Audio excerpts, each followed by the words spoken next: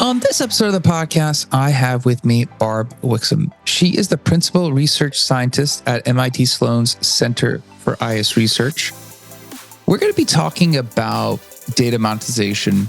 We're going to be covering a lot of different areas. Hopefully we get everything jammed in here, but a couple of the main areas we're going to be touching on are 3 ways to monetize data, really the capabilities you need, some of the governance, and we're going to be talking about, some of those advanced technologies that everyone loves to talk about, but might not necessarily ever get to implementing and seeing value. Barb, thanks for coming on. Thanks for sharing with us. Oh, it's such a pleasure to be here. And hopefully by the end of this session, your listeners will have a completely different outlook on what data monetization even means, based on what probably popped in their head when you just read that description for the session. I'm very sure that data monetization means different things than what we're going to be covering, because what you've told me has opened my eyes, and I'm excited to have everyone come along this journey. Before we start, if you could tell us what you do at MIT Sloan Center for IS Research, and then I know you also are an author. If you could highlight a couple of those things for us, then we'll dive right on in.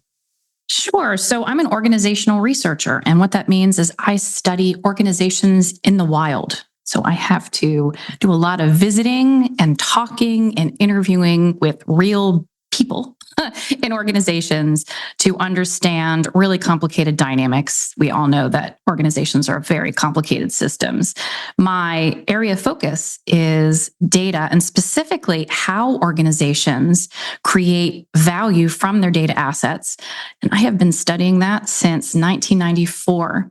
So this book is really special for me. It's a personal milestone. I call it my dissertation finale, where in 94, I was the first doctoral dissertation to explore data warehousing and how organizations create value from that.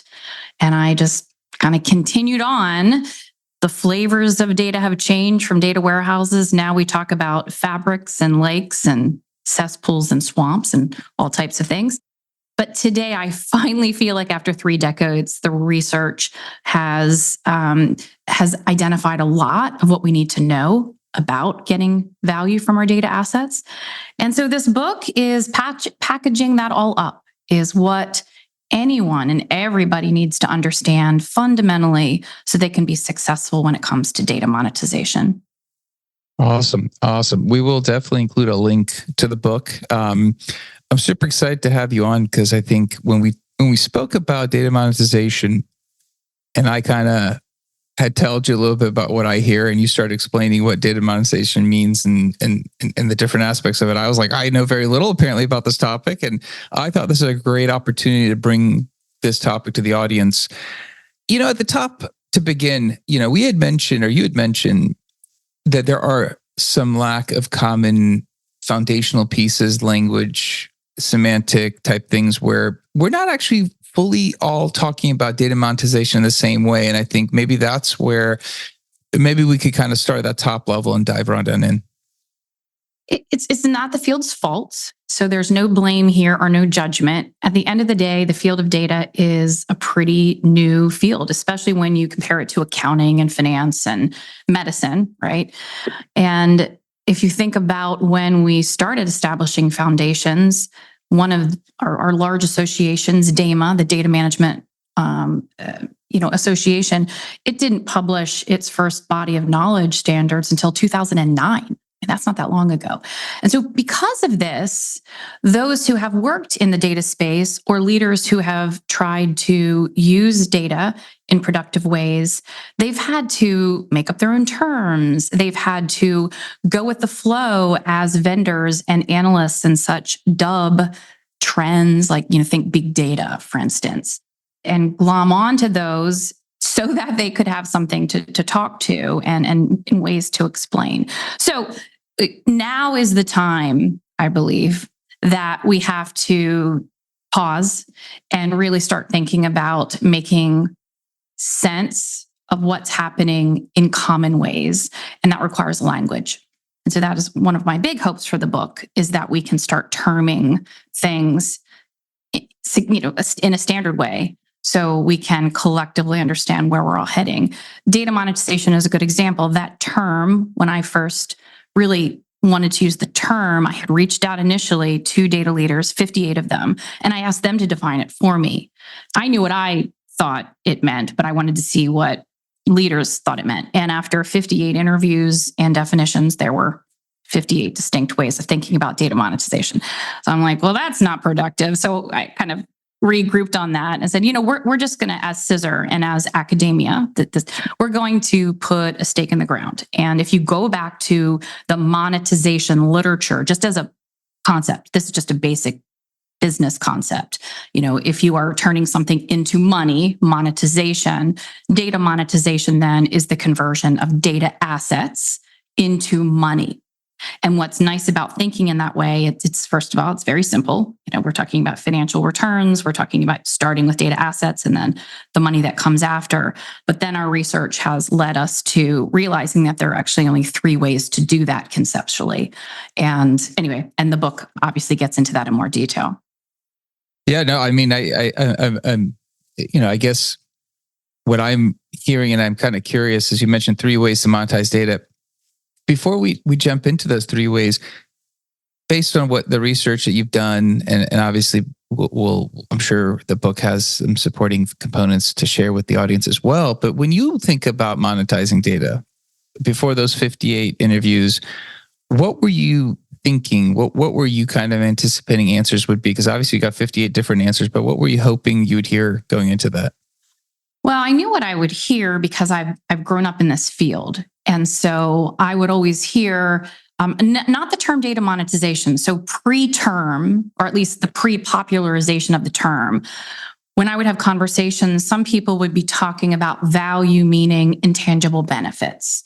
Some would talk about value meaning some kind of strategic direction and way to exploit data for strategically. Some would talk about data monetization as selling data sets.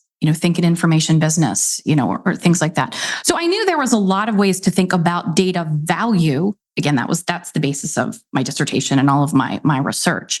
But when the term data monetization started becoming popular in those early 2010s, I expected there to be then a common definition associated with it as people use the term. And in fact, what I found is no, even with the term, our thinking was just as diverse as it was before the term was being used. And so that's when I really feel like, okay, if we're going to have a term, and by the way, I really like the term when it's neutral and when it represents what it actually is supposed to represent.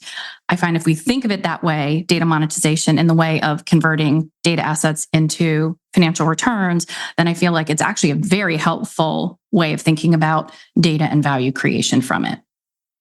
So taking data, deriving some kind of dollar sign attached to it. There's 3 ways. I'd like to kind of, because now you have my mind thinking, okay, well, obviously for most people, they think about productizing data. Can they package it and sell it or add value to it or include it in a product? Or that's when I talk to a lot of leaders, that is pretty much how I've seen it. There's 2 other ways, or maybe there's 3 ways, and that's not even really one of them. So I'm kind of curious myself in terms of the way you see the 3 ways to monetize data. Yeah. Well, as you can appreciate, because I'm an academic, there's a lot of academic theory underneath this, and there's been a lot of academic study. I will protect the innocent from all of that. But if anyone wants to, we can dive in there through research papers and such. But at the end of the day, although you can come up with 1,000, 1,000,000 use cases for data, you can bucket them in one of 3 ways. Either you're using data analytics to change the nature of work. So you had some kind of task, a process, work of some kind. You now are using data analytics in some fashion, and hopefully that task has now changed to be better, faster, cheaper. That's called improving with data.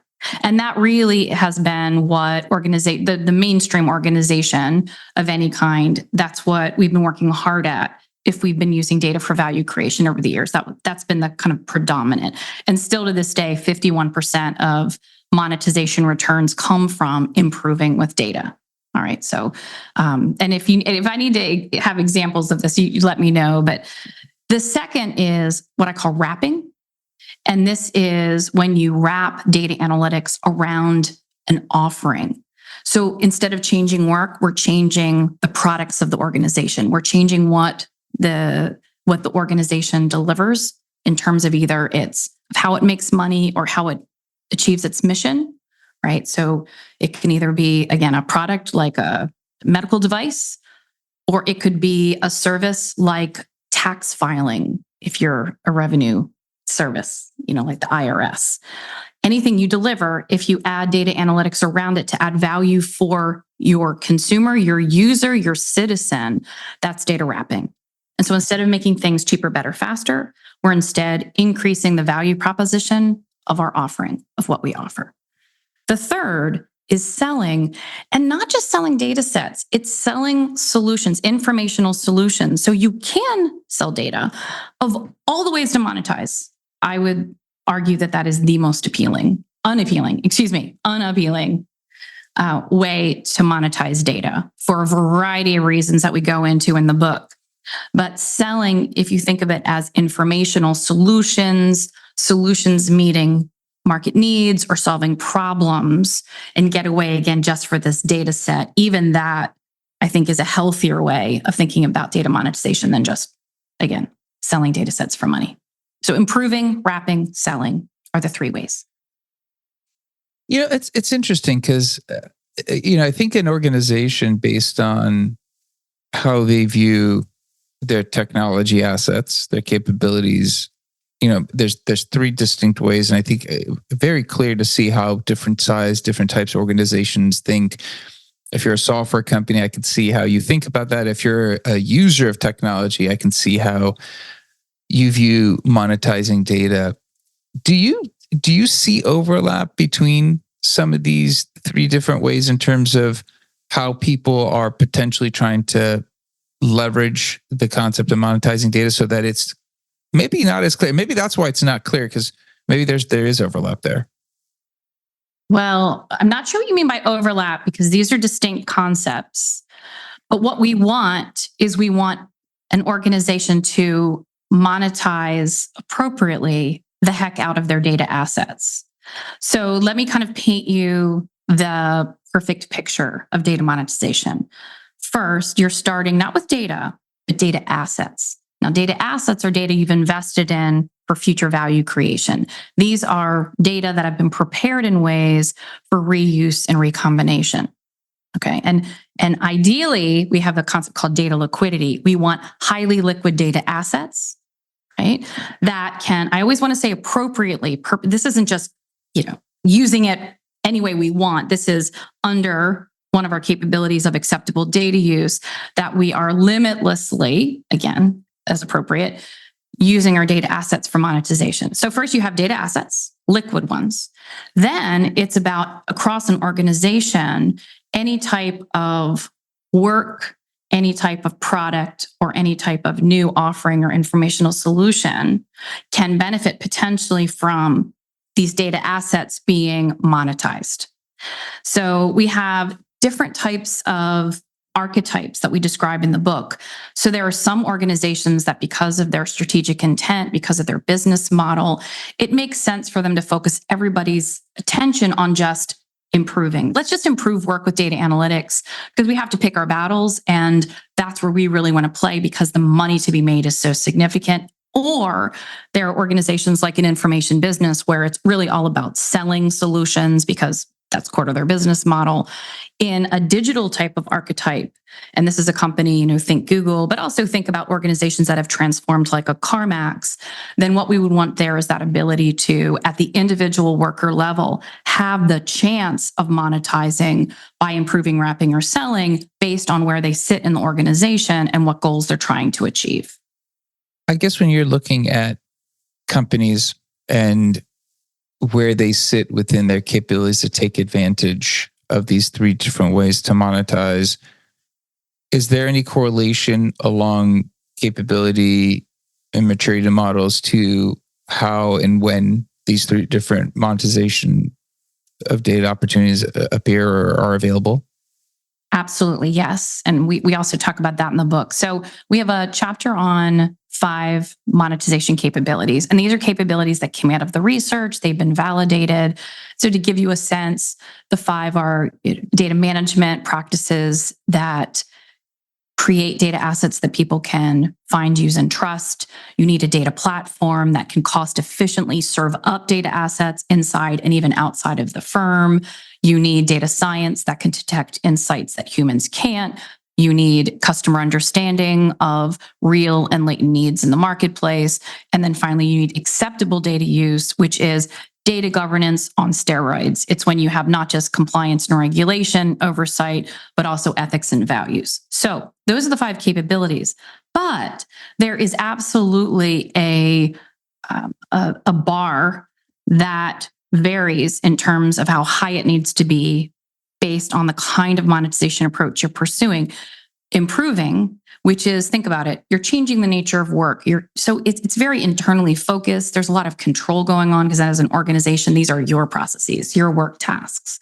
So it has the lowest bar in terms of your capabilities in order to being productive and really making money. Whereas selling and solutions don't go there unless you have advanced capabilities across all 5 of what I'm talking about. In fact, if you really want to be just a pure play information business, think Comscore, Bloomberg, Nielsen, startups and such in that space, then your business model requires you to have advanced capabilities, or any misstep. Like, for instance, if your governance is off, if your acceptable data use is off, you could be done tomorrow. So it's very, very serious. So yeah, there's definitely a range, and these capabilities, they build over time using practices that get more and more and more advanced. And so a lot of times, we always encourage companies to, if you want to get into data monetization, start with improving and learn. And there's a lot of knowledge you learn. There are practices you invest in that build over time. And then over time, you can start moving into these external facing monetization opportunities, which include wrapping and selling both. Interesting. If you're looking at, you mentioned startups, and I guess I've posed this question to startups and enterprise-sized companies of this being data rich and being technology rich, because obviously legacy companies have a lot of data, but they obviously take a little bit longer to adopt technologies that could take advantage of that data. Then you have startups that are built on all this new technology, but they don't have that much data. And they both want to monetize data. And in one of the 3 ways, and it's very clear to me that they both have the same goals of monetization. When you kind of look at that divide, obviously having more data is always good, but taking advantage of it might not, or maybe it's not good. I mean, you'll tell us, but I honestly have very little interest in organizations talking about how much data they have. It's frankly just not very interesting. What matters is that you're smart with data.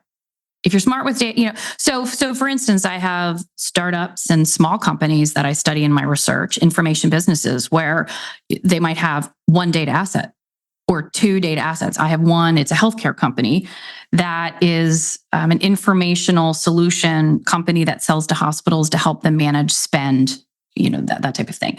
And they have 2 data assets. They have a product catalog, so medical products. They have rich data asset about that.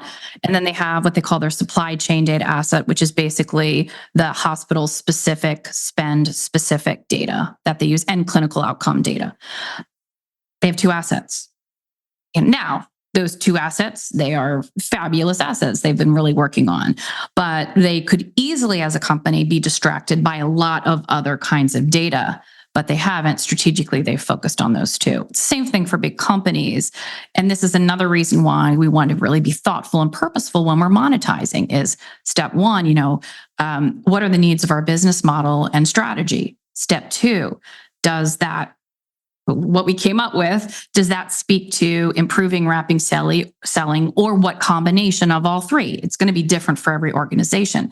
Once you get there, then it's about, okay, what are the data assets that we want to be investing in initially that best, help us achieve what we're trying to achieve in terms of our outcomes. And then that's where we start.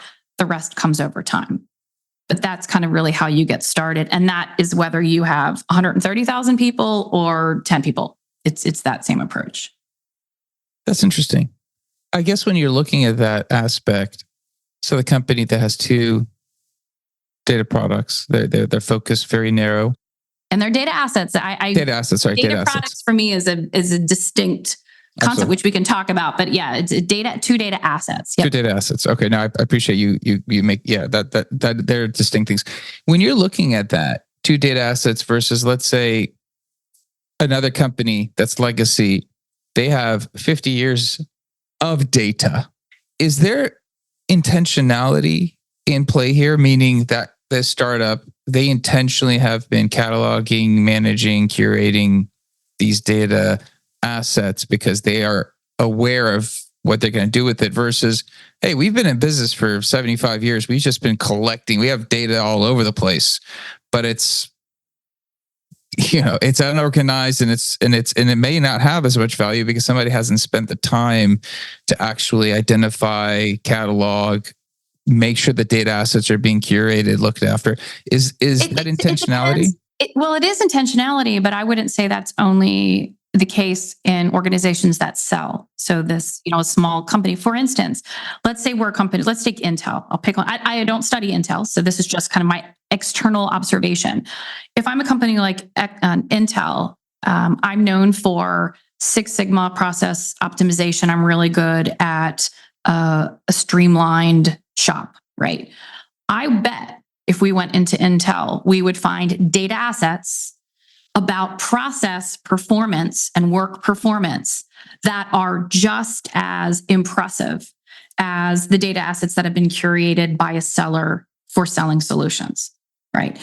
Same thing with data wrapping. If we can look at organizations that are outstanding at customer experience, who really understand customer needs, I'll pick on one I know, Capital One. Again, I don't study Capital One, although I'm very familiar with what they do just because I used to teach nearby at the University of Virginia years ago.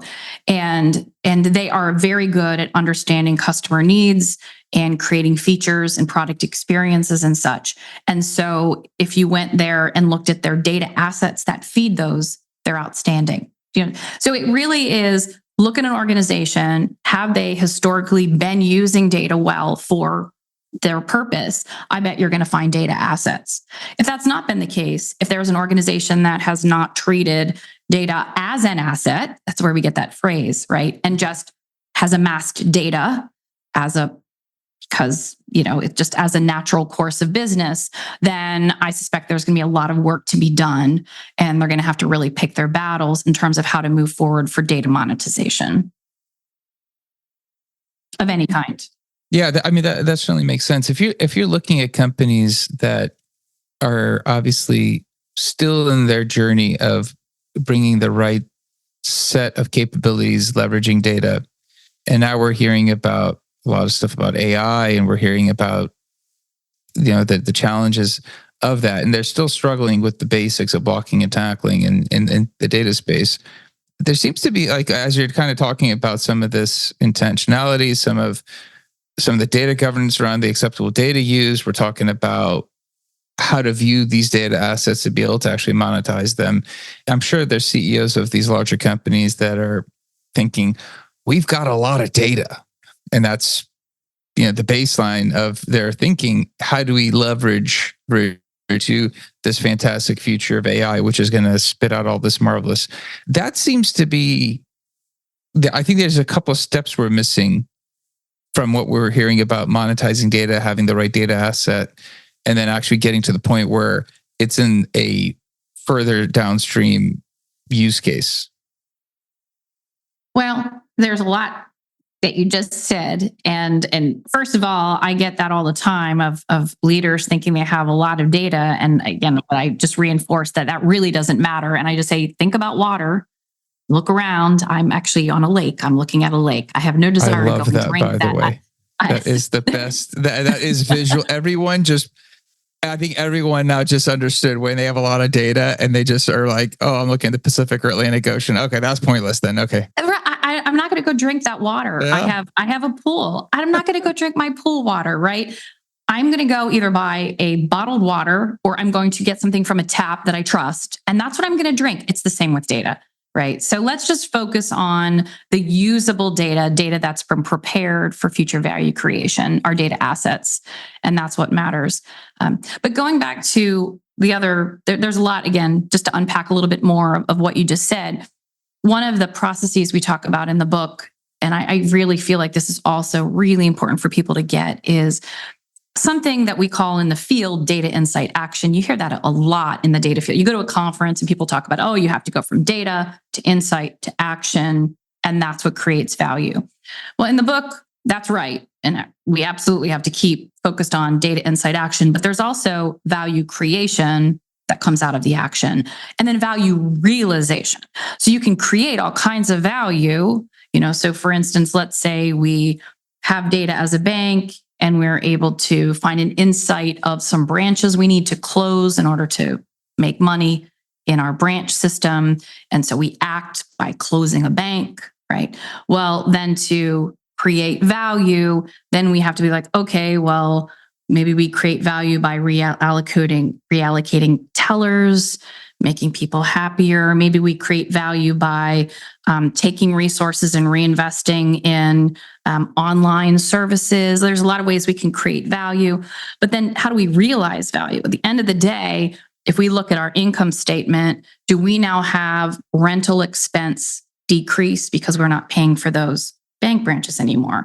Do we have maybe headcount expense reduction because we have fewer, whatever it is, but we have to go all the way from that data, insight, action to value creation to value realization for things to happen. Well, if you think about it that way, and you always think about that with any type of monetization initiative, then things start making sense. For instance, what's going on with AI, Gen AI, right?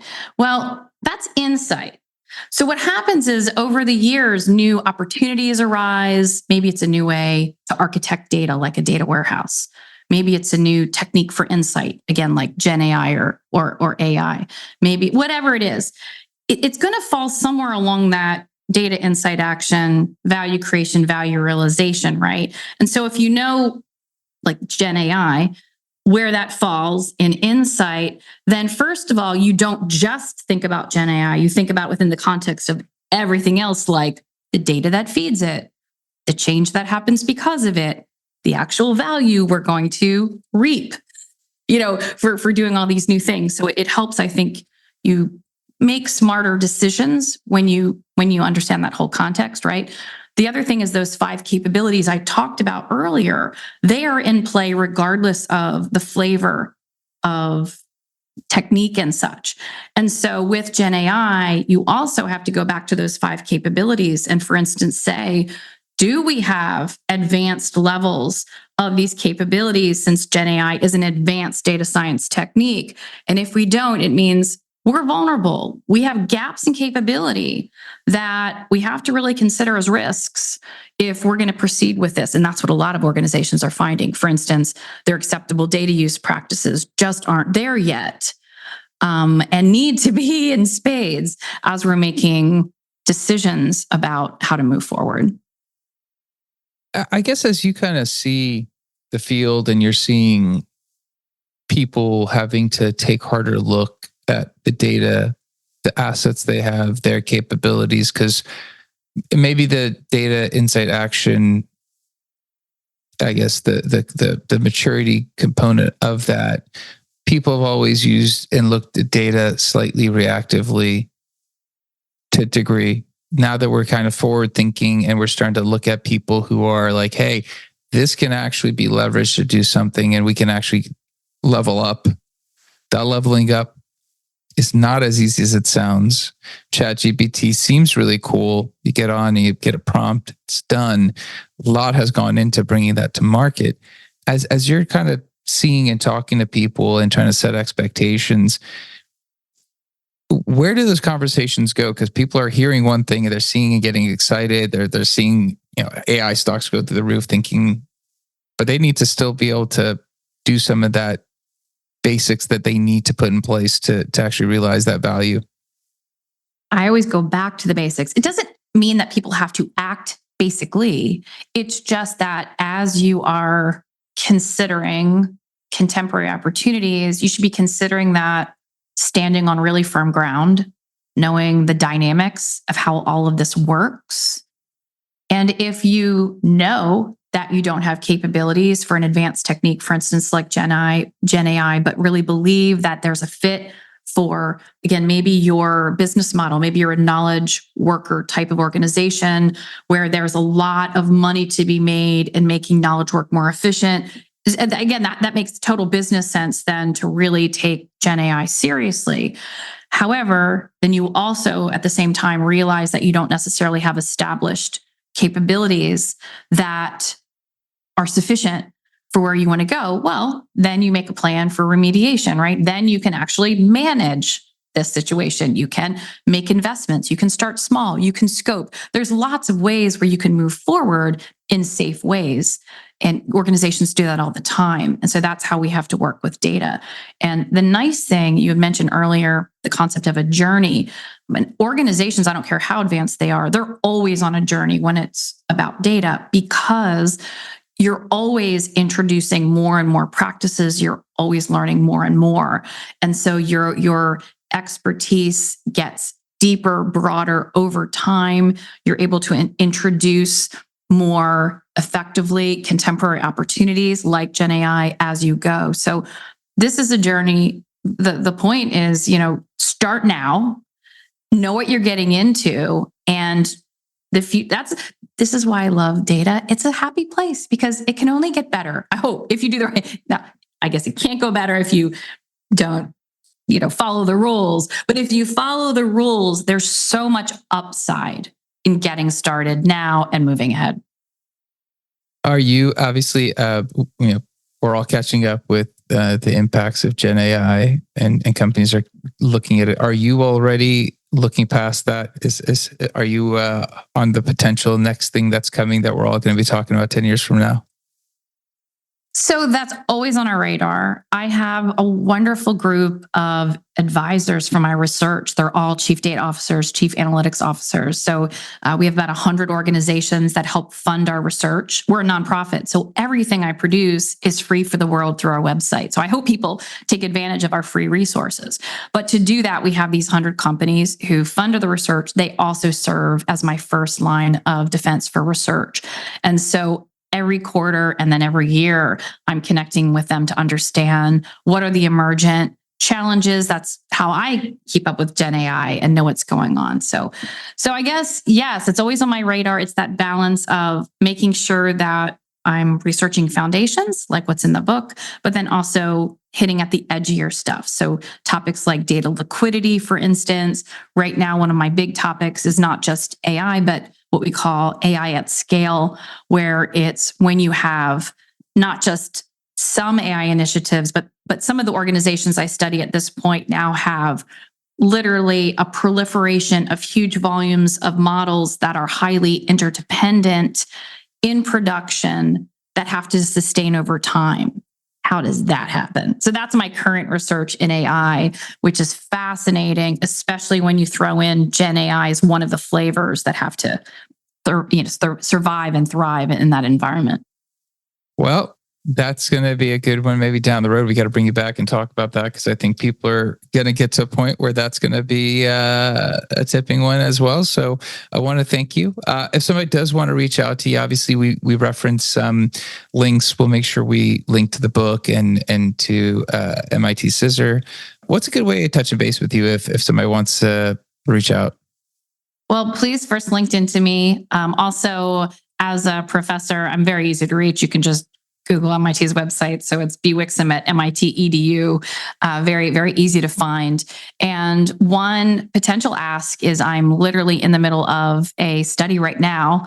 I'm replicating my data monetization survey from 2018, and I'm now doing kind of a refresh on that and looking for leaders, data leaders, analytics leaders who participate. So if anyone wants to do that, for sure, LinkedIn or email me. And I would love to include more organizations in the mix. Awesome. Barb, thanks for being on. Thanks for sharing. Thank you so much for having me. All right. That's it for the episode. Two things. One, I think it's a great opportunity. If you're out there and you like what you heard, reach out to Barb. I think being included in the next iteration of this study would be really cool. Give her that buzz, whether it's email or LinkedIn. I'm sure she'll be open to that. Also, share, like, subscribe. Leave a review. Let me know how we're doing on the podcast. Until next time, thank you and goodbye.